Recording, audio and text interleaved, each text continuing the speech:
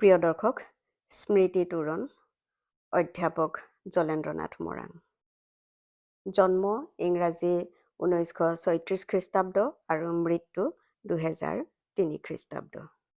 North Lakhimpur ইউনিভাৰ্চিটিৰ দ্বিতীয়খন প্ৰৱেশ তোৰণ সম্পূৰ্ণ হোৱাৰ পিছত প্ৰথমবাৰৰ কাৰণে এয়া গাড়ীখন ভৰাই আনিছে বৰমইনা অনমোলে। এতিয়াও মনত পৰে আটাইকেইজন নাতিকে দেউতাই কেনেকৈ বুকুত সাৱটি লৈছিল।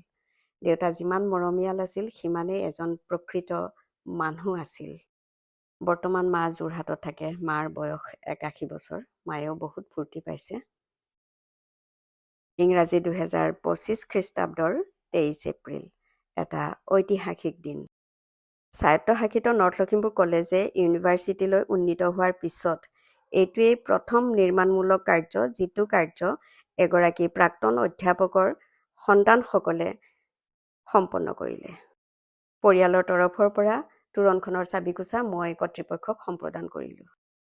বাপ স্বৰ্গীয় জলেন্দ্ৰনাথ মৰাঙৰ নাম নৰ্থ লখিমপুৰ কলেজ ইউনিভাৰ্চিটিৰ দ্বিতীয়খন তোৰণত খোদিত হৈ ৰ'ল।